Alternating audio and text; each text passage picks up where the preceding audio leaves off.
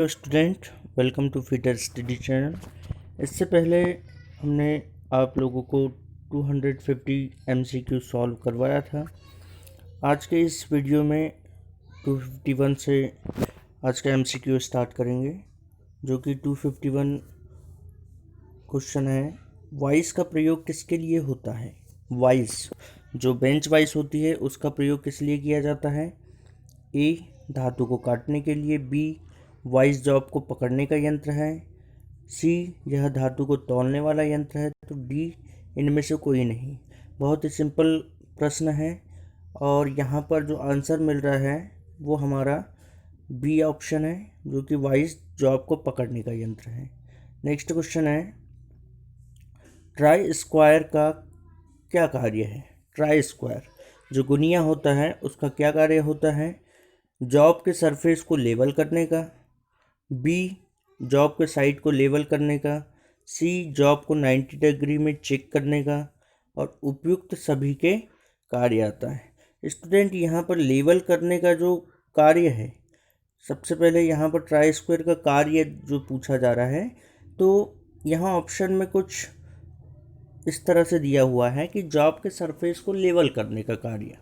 तो यहाँ पर करने का के बाद में कार्य नहीं पूछा है, तो इसमें आप कंफ्यूज मत होइए। तो इसमें जो डी ऑप्शन है वह आंसर होगा उपयुक्त सभी, क्योंकि इससे हम किसी भी फ्लैट सरफेस का लेवल चेक करते हैं। जॉब की साइड का चेक करने का भी काम किया जाता है। जॉब को 90 डिग्री में चेक करने का काम आता है। तो इस तरह से ट्राई स्क्वायर ये तीनों के काम आता है। नेक्स्ट क्वेश्चन है, निम्नलिखित में से किसका सूत्र है? तो ये इस प्रकार के जो प्रश्न है पिछले क्वेश्चंस में हमने देख चुके हैं। यहाँ पर इस तरह के प्रश्न के लिए सबसे पहले हम कोण को लेते हैं। यहाँ पर कोण क्या पूछा जा रहा है? 55 डिग्री। और पिच जो है 0.6403 गुणा पिच दिया है, और रेडियस इसका दिया हुआ है 0.317 गुणा पिच। तो यहाँ पर हम देखते हैं 55 डिग्री वाली जो थ्रेड होती है वो कौन सी होती है? BSP होती है या वर्म थ्रेड होती है, स्क्वायर होती है, इनमें से कोई नहीं। तो स्टूडेंट, इससे पहले भी मैंने आपको बताया था कि BSF, BSW और BSP, ये तीनों प्रकार की जो थ्रेड होती है इनका जो पॉइंट एंगल होता है या कोण जो होता है वह कितना होता है? हमेशा 55 डिग्री का होता है। तो यहाँ पर जो हमारा राइट आंसर होगा वह होगा BSP थ्रेड। नेक्स्ट क्वेश्चन है, रिवट क्या होता है? रिवट क्या होता है? रिवट का इस्तेमाल फास्टनर के रूप में किया जाता है, जो कि ए पूछा जा रहा है ज्वाइंट, बी वाटर टैंक, सी ए व बी दोनों, और डी पूछा जा रहा है इनमें से कोई नहीं। तो रिवट का कार्य होता है किसी भी ज्वाइंट को बनाने के लिए। किसी भी ज्वाइंट को बनाने के लिए हम किसका इस्तेमाल करते हैं? रिवट का। क्वेश्चन नंबर 255, रिवट किस धातु का बना होता है?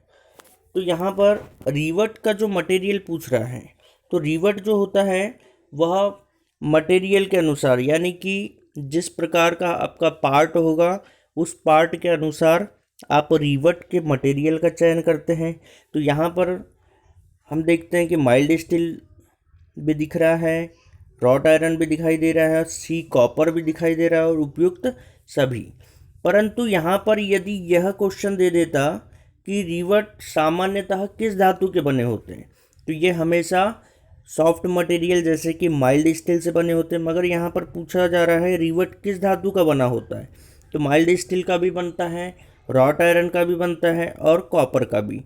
तो यहाँ पर जो हमारा सही उत्तर होगा वह होगा उपयुक्त सभी हो जाएगा। नेक्स्ट क्वेश्चन है, रिवट का मुख्य भाग है? रिवट का मुख्य भाग है। अब यहाँ पर मैं आप लोगों के लिए रिवट स्केच कर दे रहा हूँ। ये इस तरह से एक रिवट है जिसे हम स्नैप हेड रिवट भी कह सकते हैं। तो ये स्टूडेंट, ये रिवट है। अब यहाँ पर रिवट का मुख्य भाग पूछ रहा है, तो यहाँ पर हेड दिया है, जो कि हेड ये है। बी, बॉडी, ये बॉडी है। और टेल जो पूछा जा रहा है ये वाला भाग टेल है। ये तीनों प्रकार के इसके मुख्य भाग होते हैं। तो आंसर क्या होगा हमारा? उपयुक्त सभी, यानी कि रिवट की ये मुख्य भाग होते हैं। अगला प्रश्न है 257 नंबर। ड्रिल सॉकेट का प्रयोग तब किया जाता है, ड्रिल सॉकेट का प्रयोग तब किया जाता है जब मशीन के टेपर बोर की अपेक्षा ड्रिल की टेपर सैंक छोटी होती है, बड़ी होती है, बराबर होती है, या इनमें से कोई नहीं। तो स्टूडेंट आपको दो चीज़ें याद रखना है, एक तो सॉकेट, दूसरा जो होता है वह होता है स्लीव। स्लीव तो सॉकेट का इस्तेमाल कब किया जाता है? जब मशीन के टेपर बोर की अपेक्षा ड्रिल की टेपर सैंक क्या होती है? बड़ी होगी। तो जब ड्रिल की टेपर सैंक बड़ी होगी तब हम सॉकेट का इस्तेमाल करते हैं। और स्लीव का इस्तेमाल कब करते हैं हम? जब मशीन के टेपर बोर की अपेक्षा ड्रिल की टेपर सैंक क्या होती है? छोटी होती है। तो बड़े के लिए हम सॉकेट का इस्तेमाल करेंगे और छोटे के लिए स्लीव का। तो यहाँ पर जो बी ऑप्शन है वो करेक्ट होगा, क्योंकि इसमें दिया हुआ है बड़ी होती है, तो यह राइट आंसर है। नेक्स्ट क्वेश्चन है, माइल्ड स्टील के जॉब पर ड्रिलिंग करते समय निम्नलिखित में से कौन सा कूलेंट प्रयोग करते हैं? माइल्ड स्टील की बात की जा रही है। यहाँ पर दिया जा रहा है साधारण पानी, बी पूछा जा रहा है distilled water, C soluble oil, D compressed air. तो इस प्रश्न के माध्यम से आपको 3 मटेरियल का आंसर मैं बता रहा हूँ। तो यहाँ पर जो माइल्ड स्टील जो पूछा जा रहा है, तो माइल्ड स्टील के लिए स्टूडेंट हम सॉल्युबल ऑयल का इस्तेमाल करते हैं। किसका? सॉल्युबल ऑयल का इस्तेमाल करते हैं। दूसरा, यहाँ पर यदि कैरोसिन दे देता है, जिस डिस्टिल्ड वाटर के जगह कैरोसिन होता, तो कैरोसिन का इस्तेमाल हम करते हैं एल्यूमिनियम के मटेरियल के लिए। और कंप्रेस्ड एयर जो होती है वह हमेशा कास्ट आयरन के कूलेंट के लिए इस्तेमाल की जाती है। तो आप नोट कर लीजिए, सॉल्युबल ऑयल जो होता है वो माइल्ड स्टील के लिए होता है, पीतल के लिए होता है और कॉपर के लिए होता है।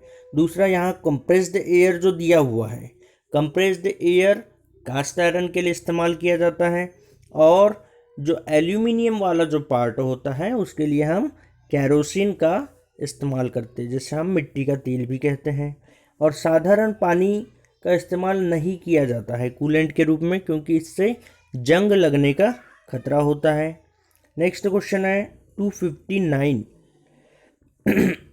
टूल स्टील को निश्चित तापमान पर गर्म करने के बाद क्विंच क्यों किया जाता है?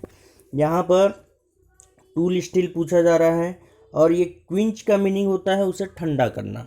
एक जो टाका होता है उसमें पानी भरा होता है, पानी में उसे डुबाने की जो प्रक्रिया होती है उसे हम क्विंच कहते हैं। तो क्विंच का क्यों किया जाता है? इंटरनल स्ट्रेसों को उत्पन्न करने के लिए, हार्डनिंग स्ट्रक्चर बनाने के लिए, स्केल को नीचे लाने के लिए, और डी उसके वास्तविक स्ट्रक्चर में वापस लाने के लिए। तो यहाँ पर टूल स्टील की बात की जा रही है। टूल स्टील किस प्रकार का टूल है, किस प्रकार का मटेरियल होता है? टूल स्टील बहुत ही हार्ड मटेरियल होता है। अब हार्ड मटेरियल को क्विंच क्यों किया जाता है? ताकि वह और ज़्यादा कर्तन क्षमता उसमें बढ़ाई जा सके। तो यहाँ पर जो कर्तन क्षमता बढ़ाने के लिए जो आपको राइट आंसर मिल रहा है वह होता है हार्डनिंग स्ट्रक्चर बनाने के लिए। तो यहाँ पर जो बी ऑप्शन होगा वह करेक्ट आंसर होगा। नेक्स्ट क्वेश्चन है, अलग अलग थ्रेड्स की अलग अलग गहराई होती है, निम्नलिखित में से किस थ्रेड की गहराई सबसे अधिक होती है? ए जो पूछा जा रहा है square thread, B acme thread, C जो होता है वर्म थ्रेड, और डी यहाँ पूछा जा रहा है बटरेस थ्रेड। तो यहाँ पर जो थ्रेड्स का प्रकार पूछा जा रहा है कि किसकी गहराई सबसे अधिक होती है, तो यहाँ पर जो वर्म थ्रेड जो दिखाई जा रही है आपको, उसकी सबसे ज़्यादा गहराई होती है। इसको आप नोट कर लीजिएगा कि वर्म थ्रेड जो होती है उसकी गहराई सबसे अधिक होती है। नेक्स्ट क्वेश्चन है ब्रास का एलॉय होता है। ब्रास किस धातु का मिश्रण होता है? ब्रास को हम पीतल कहते हैं। ब्रास मीन्स पीतल। और पीतल जो मिश्रण तैयार किया जाता है वह तांबा प्लस जिंक, यानी कि इसका यदि हम ट्रिक तैयार करें तो ये बनता है पीताजी। इसको आप याद रखिए। पीतल किसका मिश्रण होता है? तांबा और जिंक। तो यहाँ पर फर्स्ट ये ऑप्शन में आपको मिल रहा है कॉपर मीन्स तांबा और जिंक, तो ये हमारा राइट आंसर होगा। नेक्स्ट क्वेश्चन की तरफ चलते हैं।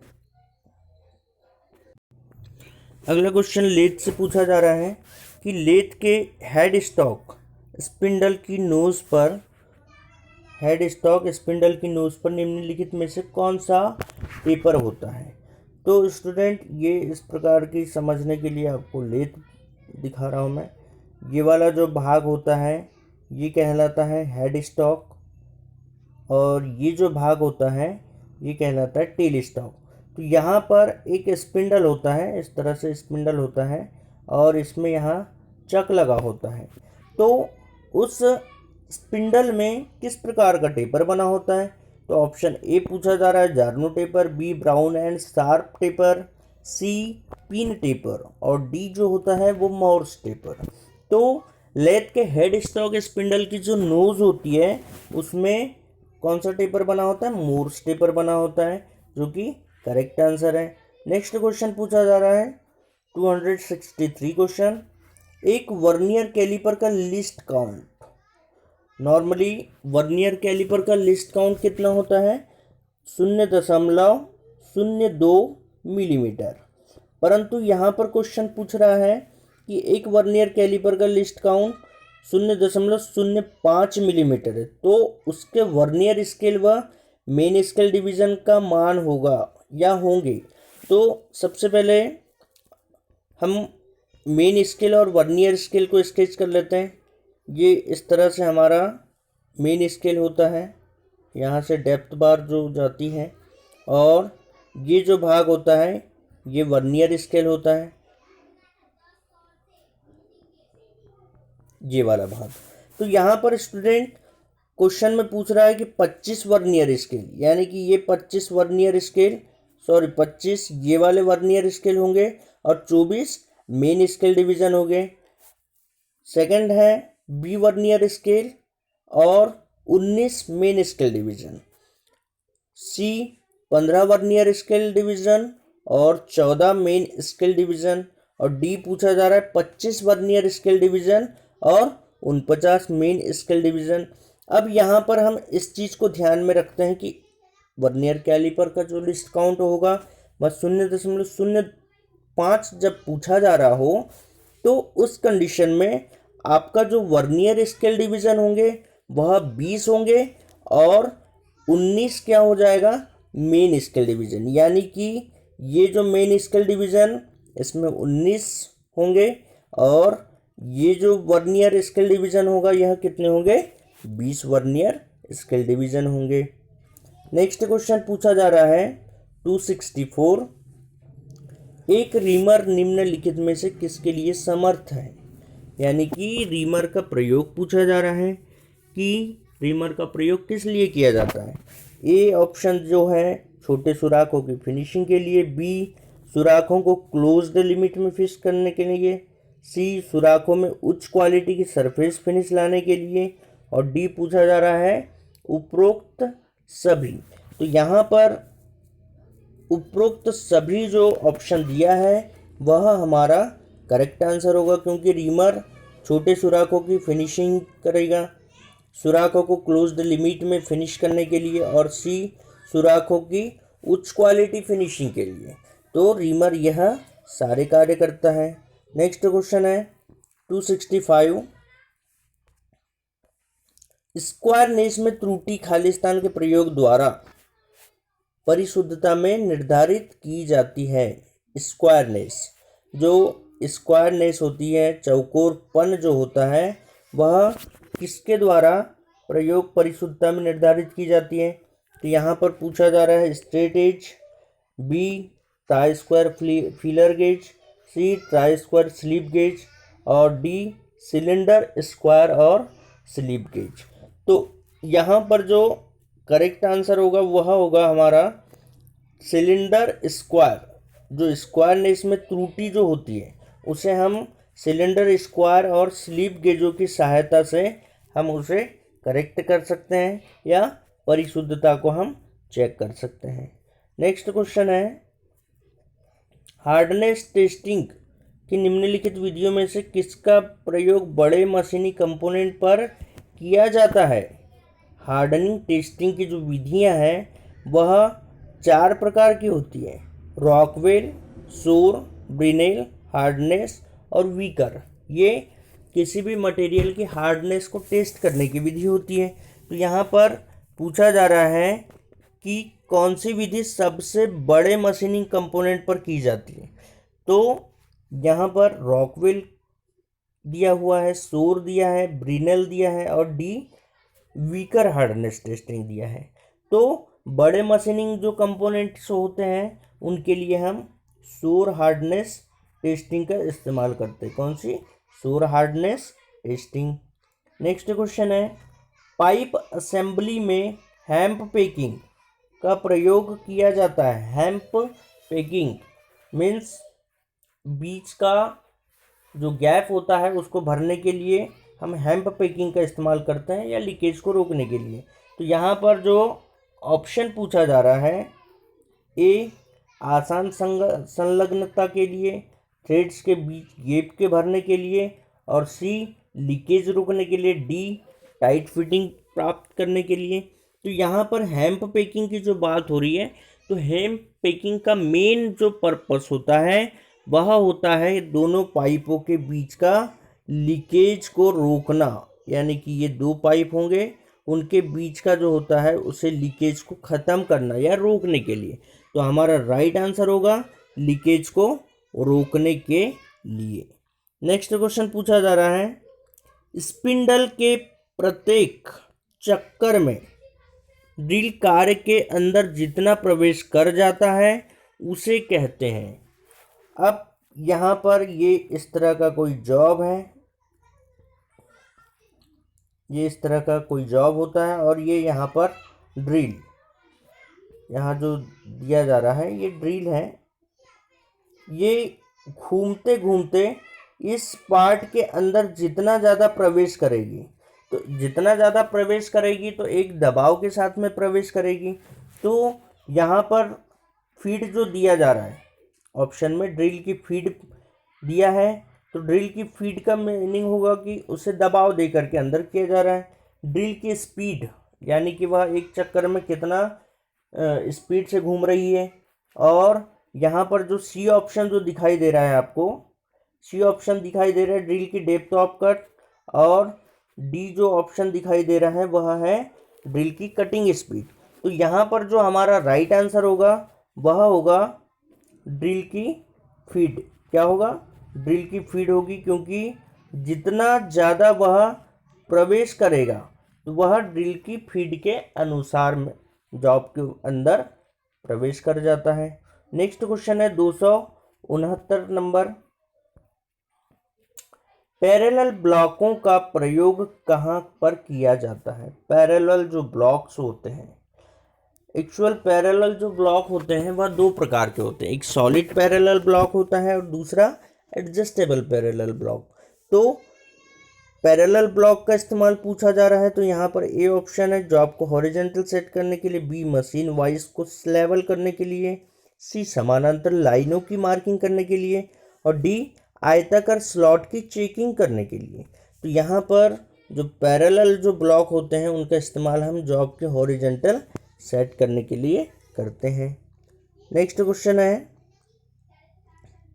270, सभी परिस्थितियों में वी ब्लॉक के वी ग्रूव का कोण होता है। वी ब्लॉक, ये इस तरह से वी ब्लॉक बने होते हैं, इनका जो कोण होता है वह कितना होता है? 30, 45 डिग्री, 60 डिग्री और 90 डिग्री। तो इनका जो कोण होता है वह हमेशा होता है 90 डिग्री, जो कि करेक्ट आंसर है। लेटर ड्रिल कितने होते हैं? स्टूडेंट बहुत ही सिंपल सा क्वेश्चन है, लेटर ड्रिल, लेटर कितने होते हैं, ए से लेकर के जेड तक, इनकी संख्या होती है 26। तो यहाँ पर जो हमारा राइट आंसर होगा वह होगा 26। क्वेश्चन नंबर 272 पूछा जा रहा है, ड्रिल चक्र में कितने सुराख होते हैं। ड्रिल का जो चक होता है उसमें कितने सुराख होते हैं, तो ड्रिल चक में प्रायः 3 सुराख बने होते हैं। कितने सुराख बने होते हैं, 3 सुराख, जिनके माध्यम से आप चक को डालकर चक को आप घुमाने का काम करते हैं। क्वेश्चन नंबर 273, निम्नलिखित में से किस उद्देश्य के लिए किसी असेंबली में बोल्टों व सुराखों के बीच क्लियरेंस प्रदान किया जाता है। बोल्ट, ये यहाँ पर इस तरह का बोल्ट बना हुआ है और ये यहाँ पर ये सुराख है, ये सुराख और ये बोल्ट दिया जा रहा है। तो इनके बीच में क्लियरेंस क्यों प्रदान किया जाता है, तो मिट्टी को स्टोर करने के लिए, जो कि बिल्कुल गलत है। बी, थोड़े से मिसअलाइनमेंट को समायोजित करने के लिए, और सी, लुब्रिकेशन के लिए, और डी, उपरोक्त में से कोई नहीं। तो यहाँ पर जो बी ऑप्शन है वह करेक्ट आंसर होगा। यदि थोड़ा सा भी मिसअलाइनमेंट होता है तो उसके लिए हम बोल्ट व सुराख के बीच में क्लियरेंस देते हैं। अगला प्रश्न है 274 नंबर, टंगस्टन कार्बाइड ब्लेड वाले रीमर का प्रयोग किया जाता है हाई स्पीड पर, लो स्पीड पर, सी औसत स्पीड पर, इनमें से कोई नहीं। तो यहाँ पर जो 274 नंबर प्रश्न का जो उत्तर होगा वह होगा हाई स्पीड पर। और क्वेश्चन नंबर 275 जो कि आज के इस वीडियो का लास्ट क्वेश्चन होगा, निम्नलिखित में से किस धातु के जॉब पर रीमिंग करते समय कूलेंट की आवश्यकता नहीं होती। कूलेंट की आवश्यकता नहीं होती, तो यह प्रश्न बिल्कुल भी गलत पूछा जा रहा है। यानी कि यह क्वेश्चन जो पूछा जा रहा है, कूलेंट सारे प्रकार के हैं, जो सॉल्युबल ऑयल होता है, कंप्रेस्ड एयर होता है, ये सारे के सारे जो होते हैं ये क्या होते हैं, कूलेंट होते हैं। अब प्रश्न पूछा जा रहा है कि निम्नलिखित में से किस धातु के जॉब पर रीमिंग करते समय कूलेंट की आवश्यकता नहीं होती है। ऑप्शन दिया जा रहा है mild steel, B cast iron, C aluminium और डी टूल स्टील। तो यहाँ पर जो स्टूडेंट माइल्ड स्टील जो होगा इसके लिए सॉल्युबल ऑयल का इस्तेमाल करते हैं, एल्यूमिनियम उसके लिए कैरोसिन का, इससे पहले अभी क्वेश्चन में बताया था मैंने। टूल स्टील के लिए भी सॉल्युबल ऑयल का इस्तेमाल करते हैं, परंतु कास्ट आयरन के लिए हम कंप्रेस्ड एयर का इस्तेमाल करते हैं। परंतु याद रखिए कंप्रेस्ड एयर भी एक प्रकार का क्या है, कूलेंट है। और कभी कभी प्रश्न में पूछा जाता है कि कास्ट आयरन के लिए किस प्रकार के कूलेंट का इस्तेमाल किया जाता है, तो वहाँ पर आपको आंसर जो लिखना है वह लिखना है कंप्रेस्ड एयर। क्या होगा, compressed air. Student next videos में 276 से हम स्टार्ट करेंगे, और इस वीडियो को ज़्यादा से ज़्यादा देखने के लिए आप लाइक और शेयर ज़रूर करें। All the best.